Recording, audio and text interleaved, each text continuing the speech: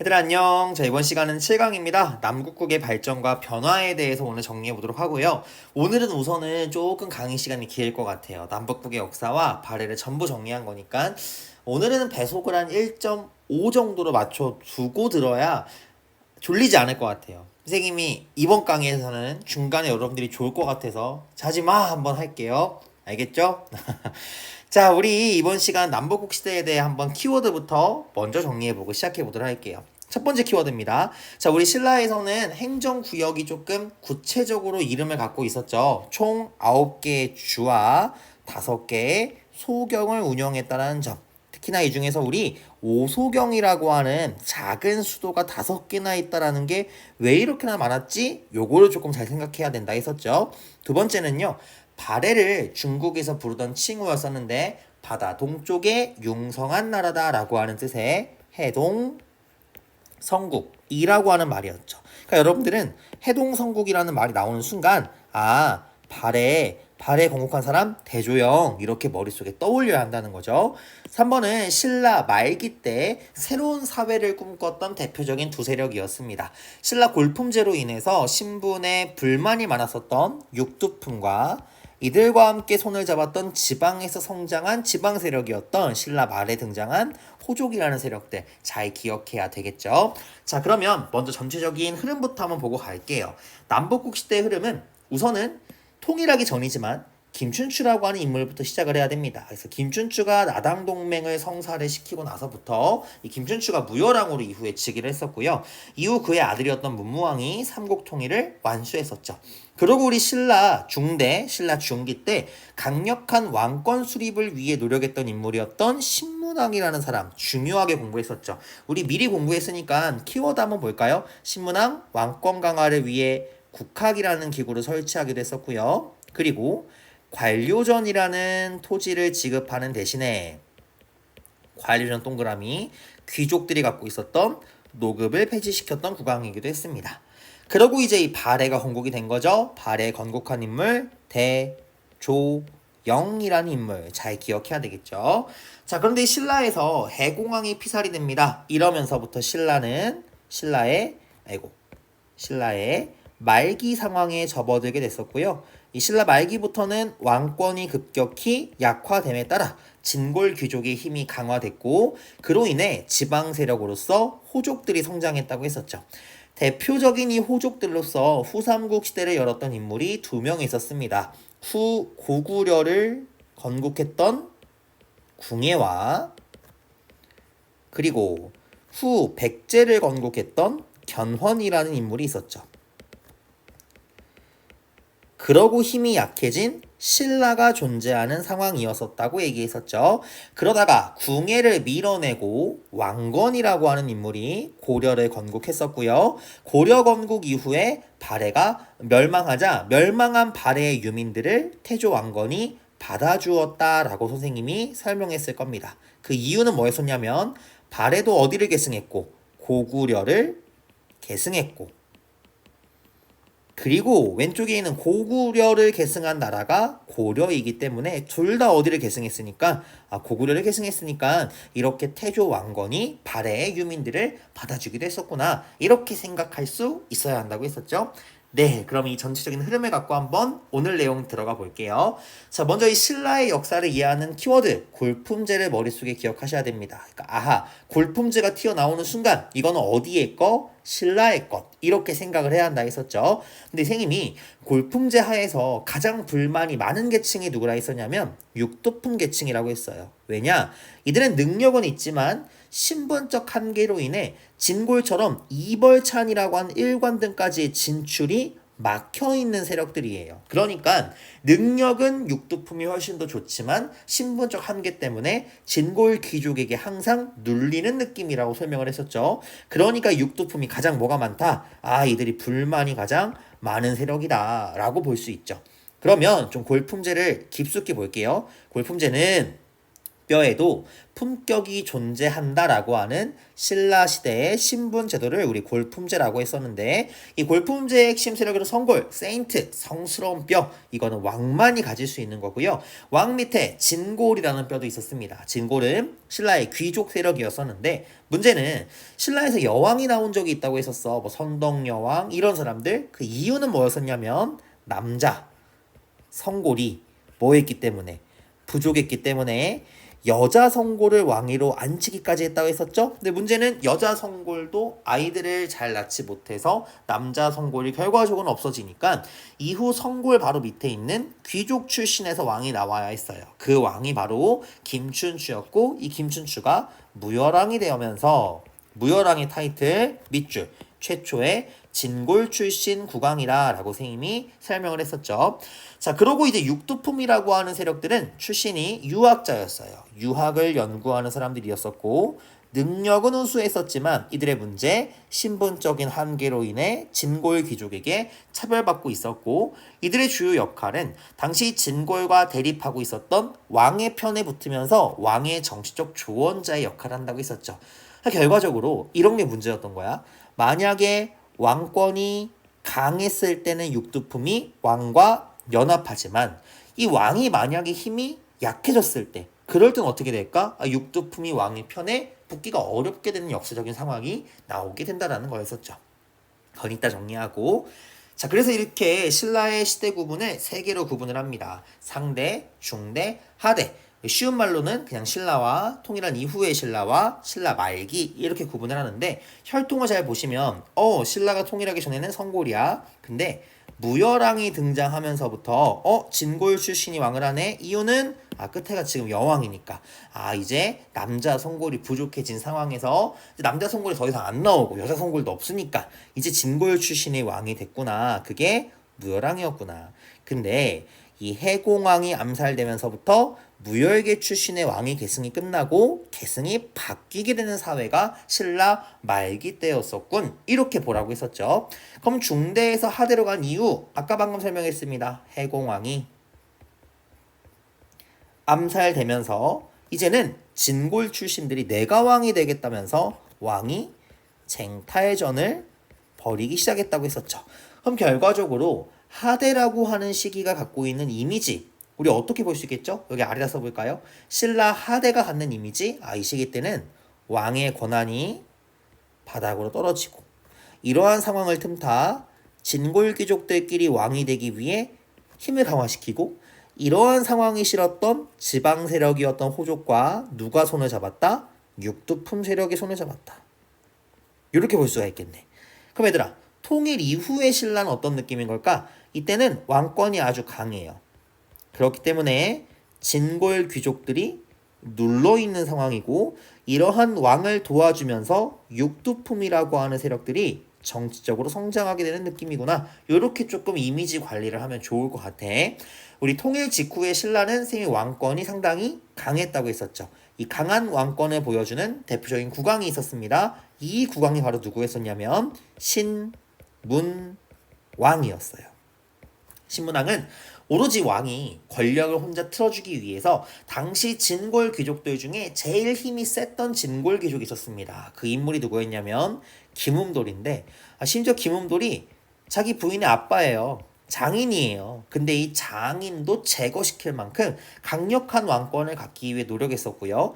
이러한 왕권이 강화되면서 진골 귀족이 약화되고 있던 상황 속에 육두품이라고 하는 세력들이 왕의 정치적 조언자의 역할을 하면서 성장하고 있었다고요. 그리고 또 이 강한 왕권, 여기에 포커스를 맞추기 위해 당시 유학이라고 하는 왕권 강화에 도움이 되는 사상을 교육시키게 됐습니다. 이 교육기구 국학이라고 했었죠. 그리고 신문왕 시기 때 여러 통치 체제의 정비 모습도 나타나게 되는데, 포인트는 신라가 이존에 있었던 고구려라던가 백제를 합쳐가지고 만든 나라잖아. 이 세 개의 나라를 합치기 위해 민족을 융합하려는 시도를 하게 됩니다. 그래서 모두 공평하게 세 개, 더한 몇 개, 9개. 그래서 신라의 제도에는 숫자 몇이 꼭 들어간다? 9가 들어간다 라고 쌤이 이야기했던 거 잘 기억하고 있죠. 경제적으로 중요한 내용이 있었죠. 별표. 관리들에게 관료전이라는 걸 지급했었고 귀족들이 갖고 있었던 노급은 폐지시켰다. 이게 가능한 이유는 이 시기가 왕권이 어떻기 때문에 강했기 때문에. 그러니까 머릿속에 아하 왕권이 강할 때는 관료전이 지급되고 귀족들의 권력 기반이었던 노급은 폐지시키겠구나. 그럼 반대로 얘들아 왕의 힘이 약화됐을 때는 어땠을까? 왕의 힘이 약화됐을 때는 귀족들의 힘이 강화되니까 귀족들이 좋아했던 노급 잘 봐봐. 오호 이 시기 때 지금 어떻게 되고 있어? 부활하고 있네. 아하 그럼 결국 노급이 폐지되었다라는 말은 왕권이 강했던 시기라는 뜻이고 노급이 부활했다라는 말은 왕권이 지금 약화되었다라는 시기네. 그러고 보니까 오호 신라 하대에는 왕권이 약해졌고 이 시기 때 왕이 쟁탈전도 벌어지는 사례였어요. 대표적으로 이 시기 때 내가 왕이 되겠다고 여러 인물들이 반란을 일으켰죠. 장보고도 그랬고 김원창이라는 인물도 반란을 일으켰었습니다. 그리고 이 시기 때 당시 왕의 무능함의 끝판왕을 보여줬던 여왕도 있었습니다. 진성 여왕이라고 하는 인물이 통치하고 있을 때 이 중앙귀족의 사치도 너무 심각했고요. 이러한 귀족들의 사치로 국가의 창고인 재정이 텅텅 비어버리니까 계속적으로 백성들에게 세금을 걷었던 거예요. 그러니까 이러한 중앙정부의 무능함과 세금 압박에 반기를 들었던 농민들 중에 이 원종과 에노라고 하는 인물이 최초로 농민봉기까지 일으키는 사회가 만들어지게 되었던 거죠. 그러니까 대혼란기의 시기였다고 볼 수가 있겠죠. 그러니 이러한 혼란기 시기 때 이렇게 썩어 빠진 나라라면 나는 더 이상 신라가 아니라 새로운 나라를 만들어 보겠다 라는 꿈을 갖고 지방에서 성주 또는 장군이라고 불리는 유력계층들이 성장하게 되었었는데 이들을 우리는 뭐라고 표현했었냐면 호족이라고 표현한다 라고 이야기했었죠. 결과적으로 통일 이후의 신라와 신라 말을 구분하는 기준은 왕권이 강했느냐 왕권이 약했느냐를 구분하는 포인트를 잘 기억하시면 된다는 거죠. 오케이? 사상적으로 우리 통일 직후 때의 신라에서는 교종이라는 경전을 중시하는 불교의 종파가 유행했었고 신라 말에는 선종이라고 하는 불교가 유행했다고 했어요. 근데 이 선종의 가르침이 왜 신라 말에 인기를 끌게 되냐면 잘 봐봐. 잘 입어보자. 선종은 있는 그대로의 일상을 긍정하고 생활 속에 깨달음을 얻으라 가르친대요. 이를 통해 누구나 자 포인트는 누구나야. 누구나 내면의 진리를 알 수가 있어. 그래서 선종 안에서는 밑줄 진골 귀족도 지방에 있는 호족도 백성도 여기가 포인트야. 모두 어떻다? 평등한 존재이다.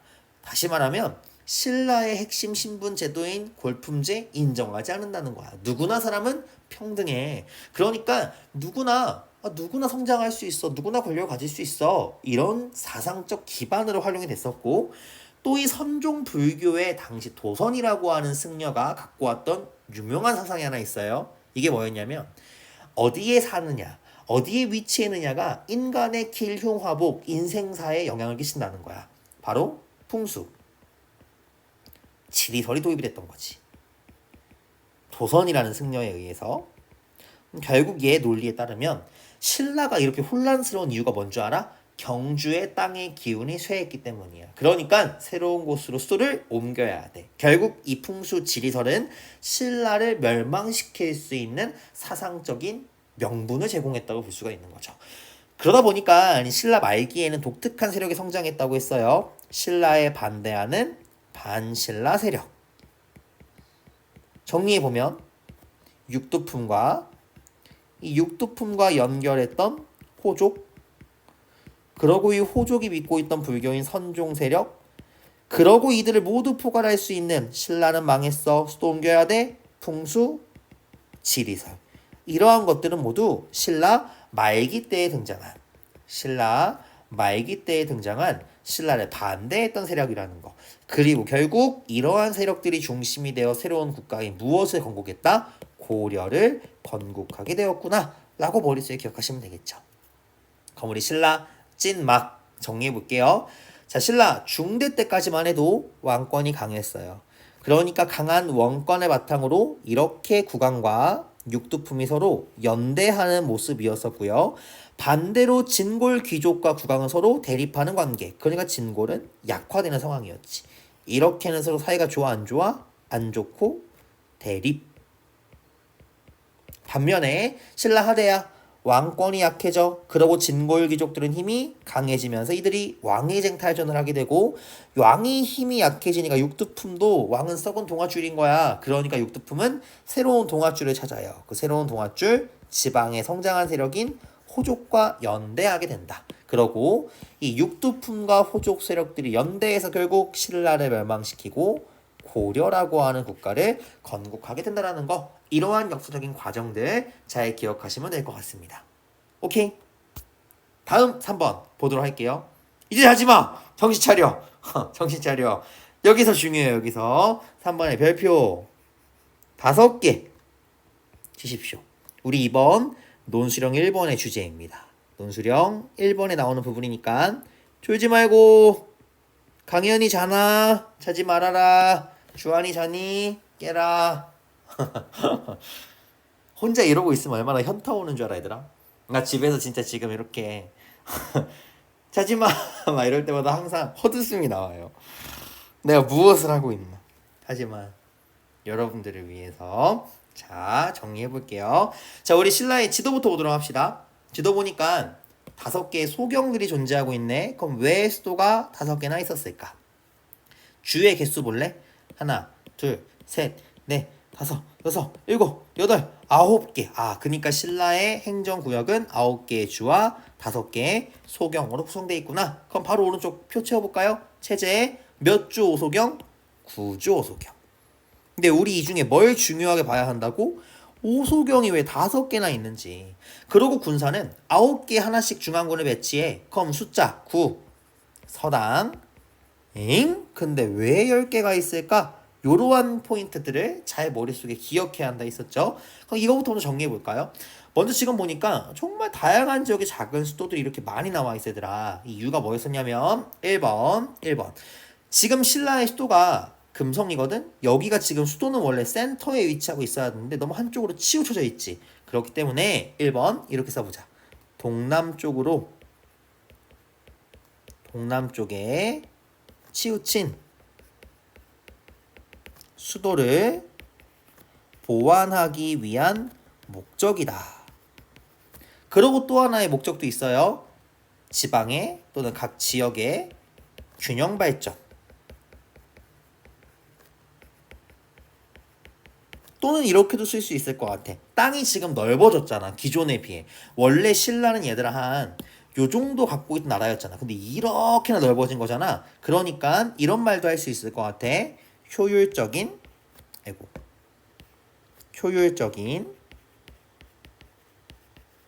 통치를 위해서 이렇게 작은 수도들을 여러 개 만들어놨구나. 이렇게 우리가 머릿속에 기억하시면 되겠죠. 지방군이 10개인 이유는 무엇이냐요? 우리 얘기했지? 국경지역인 실제로 국경을 맞대고 있는 거 무슨 주? 여기 무슨 주? 한주에는 몇 개의 정을? 2개의 정을 배치했다. 그리고 9개 의미 민족 융합을 의미한다. 그래서 선생님이 고구려 셋, 백제 셋, 신라 셋 이렇게 했었죠. 그리고 얘를 좀 어려운 말로 사만, 일통, 의식이라고 한다. 다시 말하면 고구려, 백제, 신라 우리는 뭐다? 하나다. 이런 뜻이라는 거지. 그래서 여러분들이 깊이 있게 생각해 주시고요. 특히 이 중에 오소경을 설치한 목적이 무엇인지를 별표 치시고 암기 써두세요. 암기하세요. 오케이. 나머지 거 정리해 볼게요.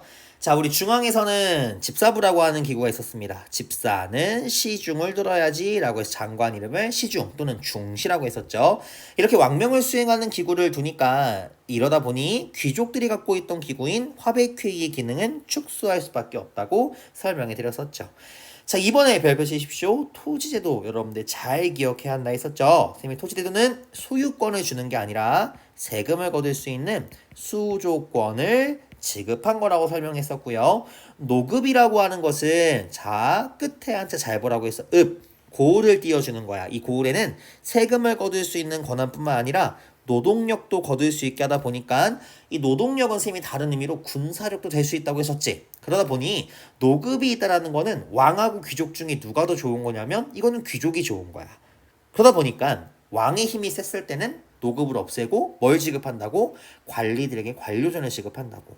얘 끝 글자 보니까 밭전이네. 뭐가 사라졌어? 세금만 거둘 수 있게 하고 여기서부터는 지금 노동력은 거둘 수가 없게 됐네. 아하, 그러니까 귀족들은 본인의 경제력이나 군사력들, 노동력을 강화시키고 싶을 때는 노급을 얻고 싶어 하고 왕이 만약에 힘이 강해졌을 때는 이러한 노급을 없애려고 했구나 라고 머릿속에 기억해 두시면 되겠죠. 수치제도 신라의 촌락 문서가 존재한다고 했었습니다. 그래서 우리 이러한 신라의 촌락 문서를 설치한 이유는 뭐라 했었냐면 이렇게 설명했어요. 신라에서는 효율적인 세금 징수를 목적으로 작성했었다. 이거는 현재 우리나라였고요. 일본의 이제 쇼쇼인이라고 하는 곳에 정창원이라고 하는 창고에 보관이 되어 있었는데 이게 발견된 곳이 당시 서원경이라는 곳이었어요. 그래서 이 신라의 촌락문서는 다른 말로 민정문서라고 부르기도 했었고 오늘날 따지면 이 청주 지역에서 이 문서가 발견되었다라는 거 혹시나 여러분들 중에 한국사 능력검정 시험 준비하는 친구들 있을까봐 간단하게 이야기하고 넘어가 보도록 할게요. 그래서 우리 논술형 1번인 이 신라의 통치제도 정비 부분에서는 별표 쳐놓은 오소경에 대한 내용, 그리고 토지제도에 대한 내용들 중심으로, 그리고 체제 운영을 어떻게 했는지에 대해서 여러분들이 잘 암기하시고 작성하시면 되겠습니다. 자, 이제 마지막으로 우리 발의 부분 보고 마무리 지어보도록 할게요. 이제 좀 기지개 좀 펴봐 얘들아. 너무 많지? 빨리 마무리해보자. 발해를 건국한 인물 대조영이라고 했었고요. 이 대조영은 고구려에 대한 계승의식을 표방한 인물이라고 했습니다. 그렇기 때문에 발해의 역사는 중국의 역사가 아니라 고구려의 역사이다 라고 선생님이 이야기를 했었죠. 자, 근데 이 발해에서는 3명의 왕을 좀 기억해야 했었어요. 무왕, 싸울, 무자를 쓰는 왕이라 했던 거 기억나십니까? 우리 동그라미 치고 무왕은 싸울무, 반면에 문왕이라고 하는 인물은 선생님이 글월문, 체제정비 같은 것들을 했던 왕이라 했었죠. 그러니까 당시 무왕시기 때는 당나라와 적대 관계였었고 이를 보여주는 게 당시 당나라의 산둥반도를 장문휴라는 인물을 시켜서 공격하게 됐었습니다. 반면에 문왕시기 때부터는 신라와 당나라와 함께 친선 관계가 되었었고요. 이때 수도를 상경으로 선도했었는데 이 상경의 구조가 당나라 수도였던 장안성과 매우 흡사합니다. 당나라와 교류했다는 걸 보여주는 흔적이고요. 신라와도 교통로를 개설했다고 설명했었죠. 선왕시기 때는 고구려 영토의 대부분을 차지하면서 전성기 시기로 오게 되는데요. 이렇게 중국이 발해의 전성기를 불렀던 이름 바다의 동쪽에서 융성한 국가다라고 하는 뜻의 해동성국이라는 칭호를 붙여줬다라고 설명했었죠. 멸망한 과정을 보니까 권력 다툼과 거란족의 침략으로 멸망했었고요. 이렇게 멸망한 발해의 왕자를 당시 고려의 태조왕이 받아주게 되었다라는 거. 그 이유는 고려도 고구려를 계승했었고 발해 또한 어디를 계승했으니까 고구려를 계승했으니까 이렇게 멸망한 발해 왕자들도 받아주었구나 이렇게 볼 수가 있겠죠. 자, 이제 5번 발해의 통치제도 한번 정리해 보도록 하겠습니다. 보면 발해는요 수도가 여기도 5개가 있어. 하나, 둘, 셋, 넷, 5. 그래서 우리 이 발해의 통치제도, 행정제도 이름 제일 긴 거 오경 15부 62주 라고 하는 통치제도 운영했었고요. 발해의 중앙정치제도는 3개의 성 하나, 둘, 셋 그리고 부 하나, 둘, 셋, 넷, 다, 여 이렇게 삼성 6부제를 수용했었는데 자, 괄호 안에 있는 말이 당나라 거야. 그럼 얘들아 지금 여기서 보면 여기 봐봐. 호부는 당나라, 인부는 발해에서 부른 말이고 문화성은 당나라, 선조성은 발해에서 부른 말이야. 그럼 발해에서 부른 말이랑 당나라에서 부른 말이 같아 달라? 다르단 말이지. 그럼 결과적으로 이거는 당나라의 거를 받아들이긴 했지만 이거를 컨트롤 C 컨트롤 V 한 게 아니라 독자적으로 수용했다고. 그러면 어떻게 독자적으로 받아들였느냐? 첫 번째 발해의 삼성과 육부의 명칭이 다르다. 특히나 육부가 유교적 명칭. 요렇게 볼 수가 있겠죠. 충인의 지예심 이런 식으로. 두 번째, 이원적 구성이다 라고 우리가 표현을 해요. 이원적 구성. 지금 보면 좌사정하고 우사정에는 이 괄호 안에 들어가는 말이 있어 없어 얘들아? 없어. 그 이유는 뭘까? 부르는 말이 다르기 때문이야. 부르는 말이 다른 게 아니라 이 좌사정하고 우사정을 당나라에서는 부르는 말이 없기 때문에 괄호 안에 들어가는 말이 없는 거야. 그럼 다시 말하면 좌사정, 우사정은 어디에만 있는 거? 발에만 있는 거. 그래서 이원적 구성이라는 말은 좌사정, 우사정이 세 개의 부식을 관리하고 있다라는 거. 이러한 것들을 통해서 발해가 당나라의 거를 그대로 갖고 온 거는 아니었구나 라는 거 확인할 수 있다고 했었죠. 그리고 우리 기구들 중에서 주자감 기억해 주셔야 된다고 설명했습니다. 주자감 유학을 교육하기 위한 유학교육기관이었다라는 것까지 보시면 되겠죠.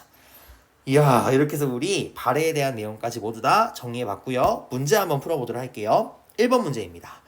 기역 니은에 들어갈 토지대도 별표 치시고요. 이 문제는 여러분들이 암기하십시오. 암기. 자, 지금 왕을 보니까 신문왕이야. 근데 신문왕 시기 때는 우리 신라의 중대였니, 신라의 하대였니? 신라 중대 왕권을 강화시키고 진골 귀족들의 권력을 약화시키고 싶었던 시기였어. 그래서 귀족의 경제적 기반을 약화시키기 위해서 기역 노급을 이걸 약화시키기 위해 관료전을 관리들에게 지급하고 그러고 폐지한 게 뭐였지 얘들아? 그렇지. 노급이라는 점. 그러면 이 두 개의 그림 중에 뭐가 노급이고 뭐가 관료전인지 기억할 수 있겠어? 지금 노동력까지 가져가는 이 친구가 노급인 거고 세금만 얻을 수 있는 이 친구는 관료전이라고 볼 수 있겠지. 자세히 보면 표정이 달라. 쪼개고 있지. 근데 얘 지금 어때? 뭐가 마음에 안 들어. 뭔가 불만이 많아. 이렇게 다르다고. 아하, 정리해 보면 왕권이 강하고 진골의 힘이 약했을 때는 관료전을 주고 노급은 없앴지만 반대로 왕의 힘이 약해지고 진골귀족의 힘이 강해지면 이제 노급이 없어졌던 게 다시 어떻게 되더라? 부활되더라 라고 하는 이 측면을 여러분들이 머릿속에 잘 기억해 두실 수 있어야 합니다. 오케이? 그래서 굳이 한 왕으로 구분해 보자면 이 위에 있는 첫 번째 노급을 폐지시켰던 왕은 신문왕이고요.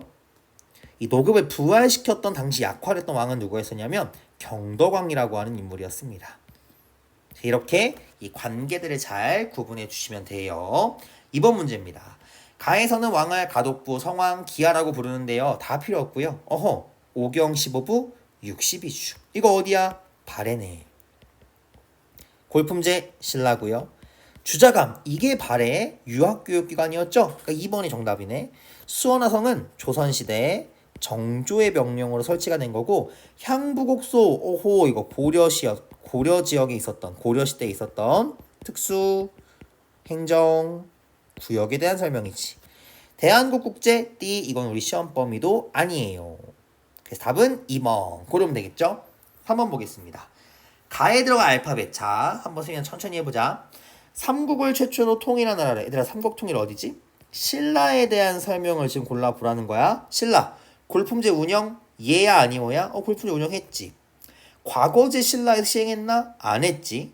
신라에 국학 있었니? 있었네. 아하, 그러면 결과는 뭐? C 이렇게 하면 되는 거야. 오케이? 여기 있는 3번 문제도 별표 치세요. 요런 식의 문제도 잘 확인해 보세요. 4번 문제입니다. 이 자료는 일본 오다이사 효효인에서 발견된 문서래요. 서원경 부근의 촌을 비롯한 4개의 경제 상황이 나와 있는데 조세 수치와 노동력 동원을 위해 작성했던 문서인데요. 골품제라는 신분제도. 그러면 신라에서 만든 문서, 신라의 촌락 문서. 다른 말로 선생님 이거 뭐라 부른다 했지? 민정 문서. 마지막 문제인가요? 네, 5번입니다. 이 나라를 세운 대조영. 아, 지겹다. 이 나라 세운 대조영 어디예요? 발해. 문제 봅시다. 제가회의 고구려, 골품제 신라, 식목도감 고려, 가야연맹을 주도한 건 가야지. 오경 15부 62주 발해. 정답 몇 번? 5번. 이렇게 골라주시면 되겠습니다. 이야, 진짜 길었지 얘들아. 박수. 7강 스트레이트로 들은 친구들 정말 대단한 강인한 정신력을 갖고 있는 겁니다. 자, 7강을 스스로 완강했던 나 자신에게 너무 대단하다고 여러분들 댓글을 남기십시오. 선생님이 칭찬에 응원하러 달려가도록 하겠습니다. 이렇게 해서 우리 한번 남국시대에 대한 내용 모두 정리해봤고요. 다음 시간은 이제 고려시대로 넘어가도록 하겠습니다. 그러다 보니까 7강까지의 내용들 잘 정리하시고요. 우리 다음 시간 8강이죠. 후삼국시대의 성립과 고려의 3명의 왕 태조와 광종과 성종의 업적들, 그리고 고려의 통치체제 정리해보는 시간 가져보도록 할게요. 이번 시간 고생 진짜 많으셨고요. 다음 시간에서 봐요. 제발 바이바이.